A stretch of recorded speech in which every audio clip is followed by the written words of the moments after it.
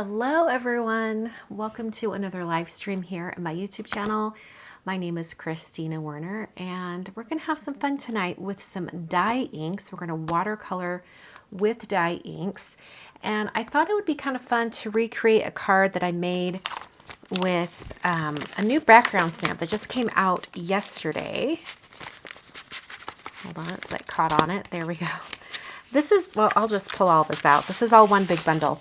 This is the Pretty Posies bundle. I've got it all linked down below.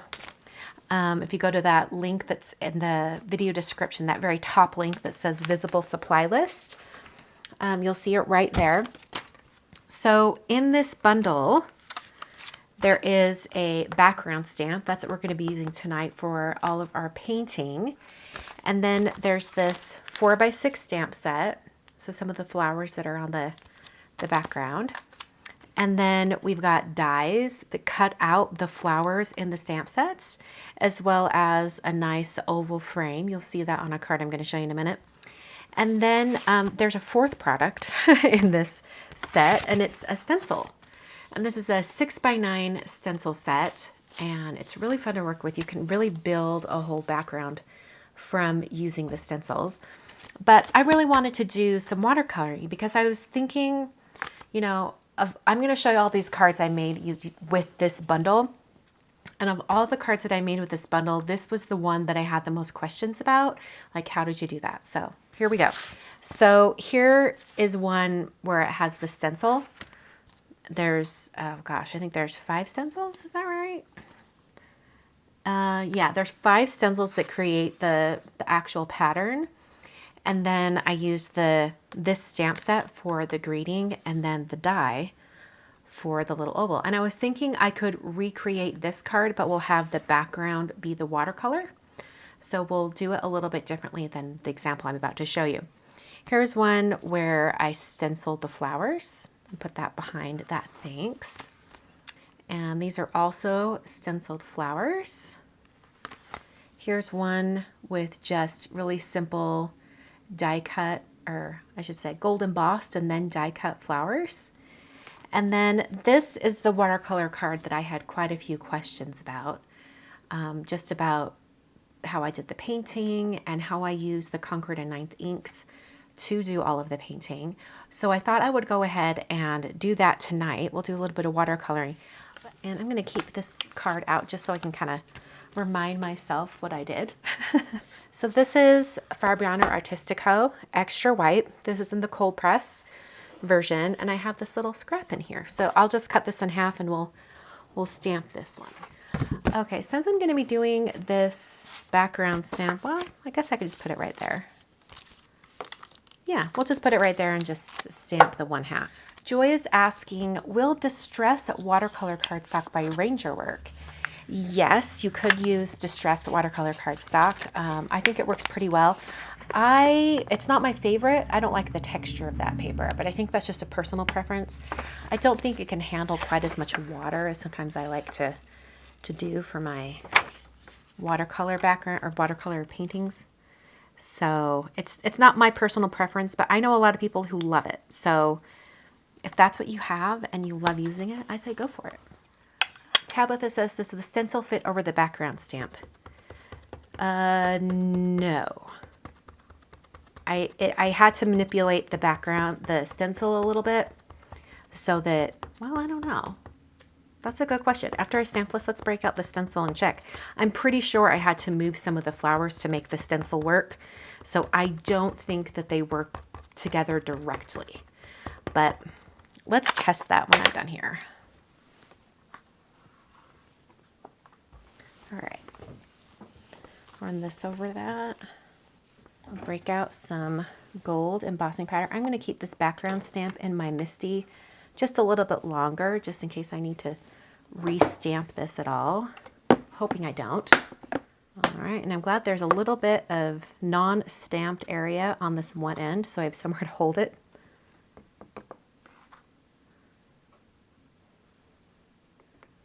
I'm also trying to not get embossing powder absolutely everywhere all over my work surface, because I was doing some some heat embossing oh gosh, when was it?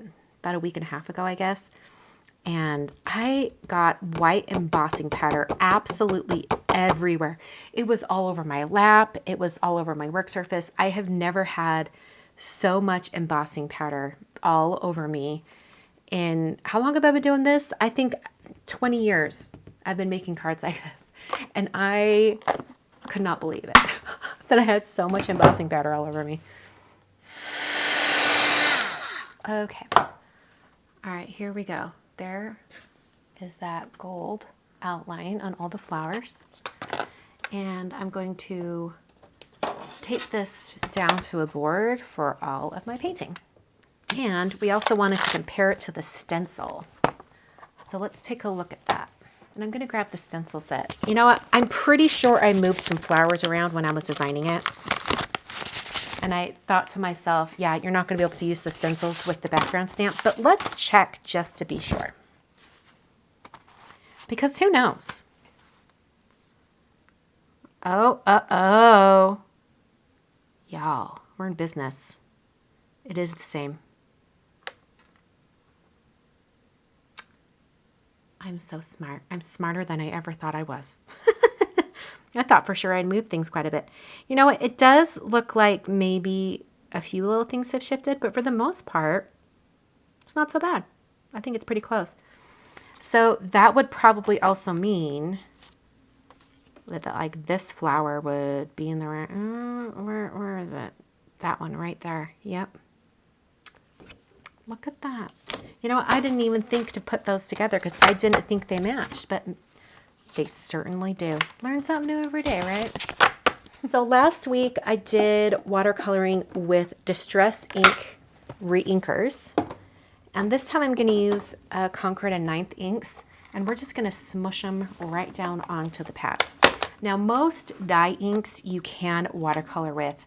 How successful you are watercoloring with them really depends on the formulation of the ink.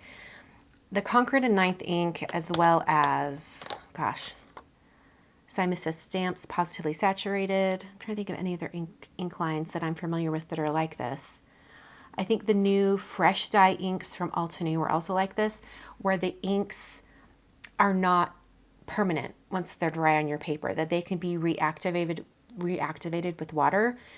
Those types of inks that are not permanent will watercolor better versus some dye inks that are permanent when they're dry. So I'm pretty sure, like SSS Stamps old ink line, they're like transitioning it out.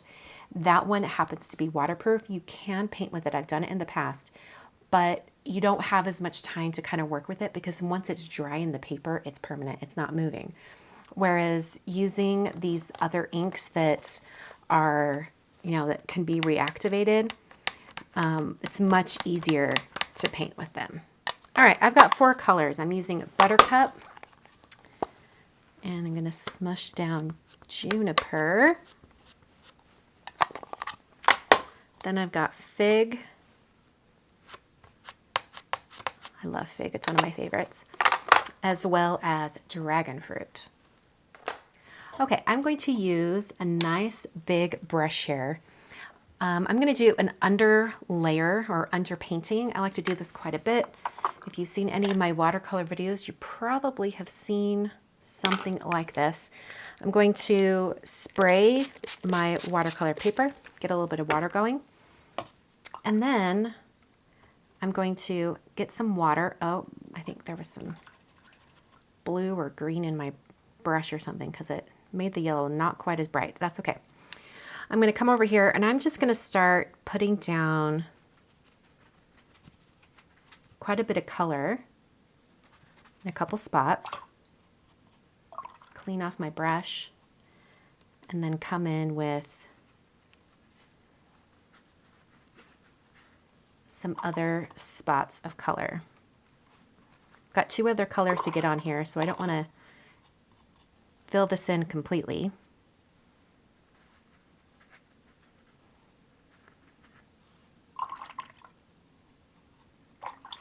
Clean off my brush quite a bit. You know, I'm not sure exactly what the size of this brush is. It just says 0 on it. But I know it's not the usual size 0 round brush because that would be much smaller.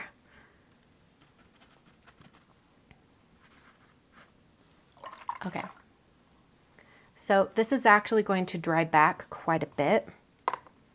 And I want that yellow to be more concentrated. So I'm gonna, like this pink, whew, that's intense. In fact, it's more intense than what I did on my original painting. So we'll see how well this works. But also because it's reactive with water, like you can like add to it and get things moving again. Because of that, I think I'll be able to lift some of the really, really dark areas and add color to it. Okay. Yeah, let's get this, get a little more yellow in here.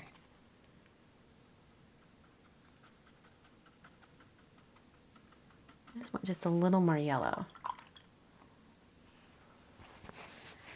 Zero mop brush, that sounds about right.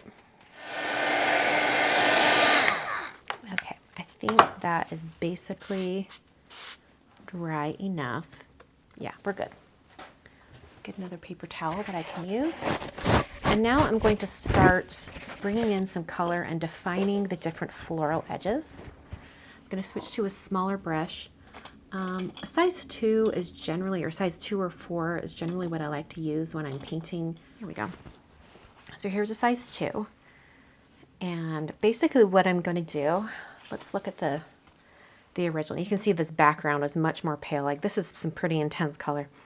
But basically I had a few different types of flowers. I had a yellow to green, I had a yellow to pink, and I also had a pink to purple. I don't think I ever did any green to purple, but we could explore that as well. But basically what I'm doing is I just want like half of the flower to be one color and then the other half is the other color. See how I did that? Like there's more purple over on this side and then coming into the pink.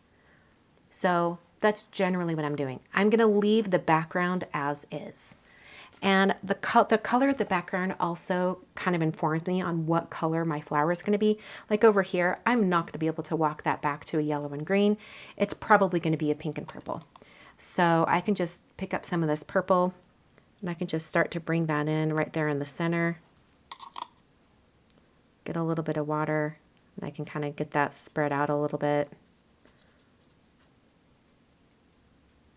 And then I can even grab more purple and dab that right there. Get a little bit of a more intense shade. And it doesn't have to be perfect. I can just let it kind of fade out about like that. I'm basically just defining the flower so that it stands out from the background. Okay, you guys know what my palette looks like, so I'm going to focus on the florals on my camera. All right, so I love how there's this like color transition happening right here on this one, so I think I'm just going to kind of mimic that. I'm going to bring in a little bit of pink.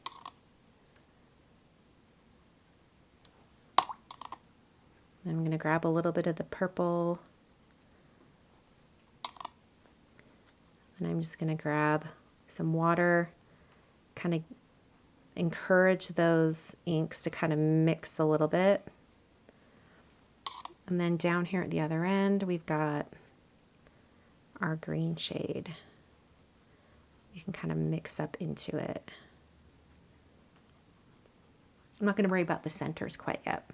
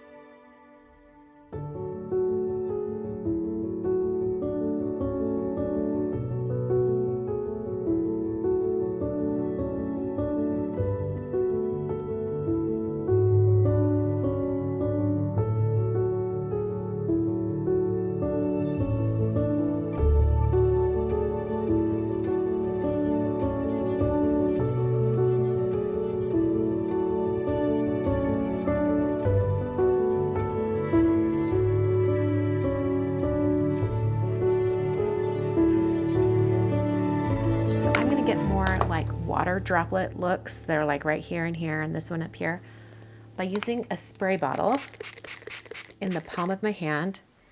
And then I'm just dropping water droplets all over.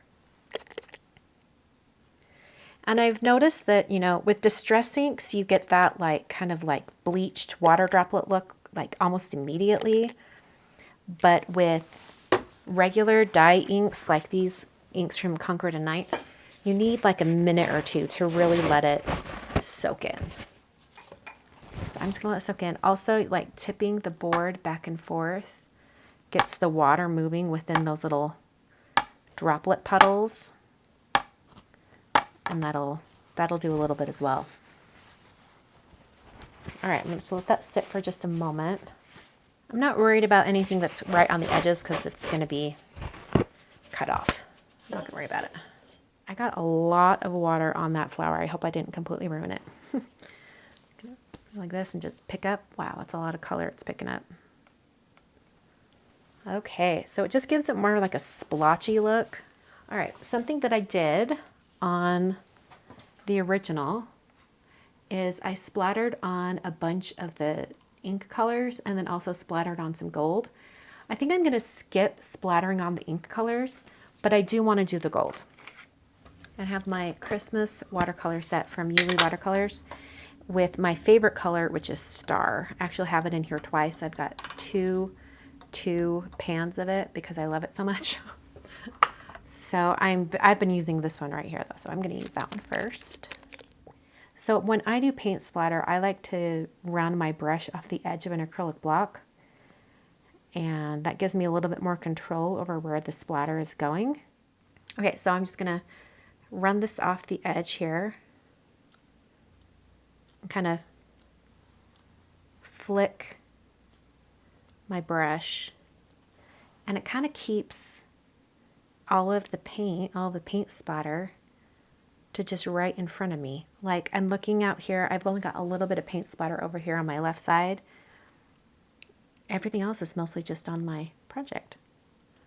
I'm just gonna let this air dry more, and I guess we need to decide if we're gonna create this card. So like just the center area would be covered up by the greeting.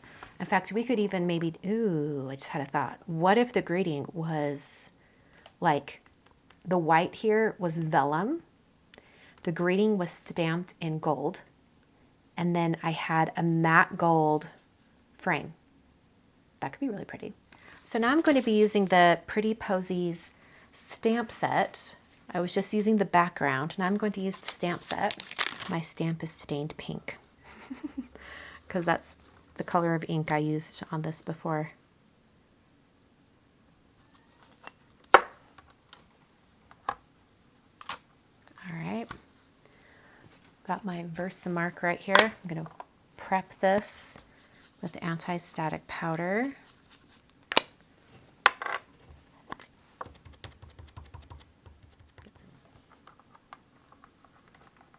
And then just kind of like walk my fingertips over it.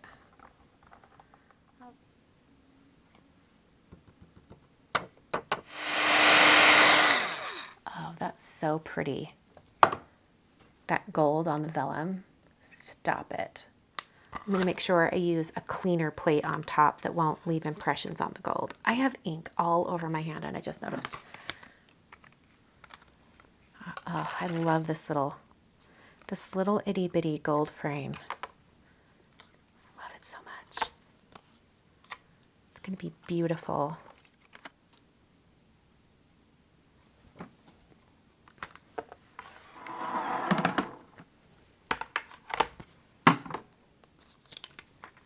Oh, that cut beautifully. Oh, I love that. And since we're kind of combining those two card designs, I need to cut some gold frames for our card. I'm going to be using my thin frames dies, and we're going to make it a 5x7 card. So I need to do, well, let's see if I have enough space on my watercolor painting for that same thing. This is the outer frame that I need to use. Oh, I think it'll be fine. Oh, it's going to be close, but I think we'll be okay.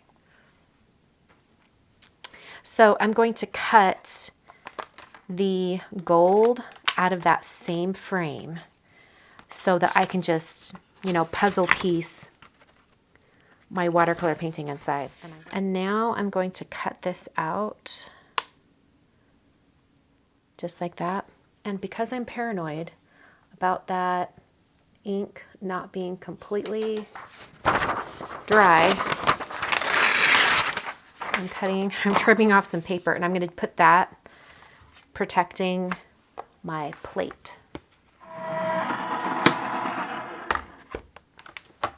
Ooh, I'm glad I did it. Do you see that? There's just a little bit of that ink showing.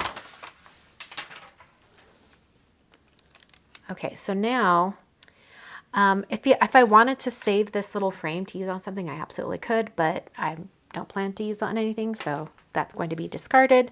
All I need is that center area. Using some Tombow Xtreme adhesive. It is super, super strong, so I love it for adhering stuff like this. Centered.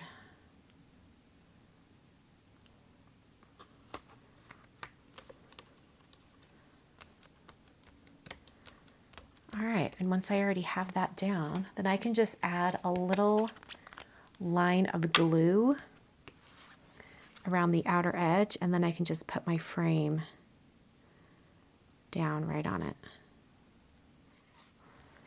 Okay. So because this was cut with the same frame, it matches up perfectly. All right, so I'm just adding some dots of glue along this little edge here.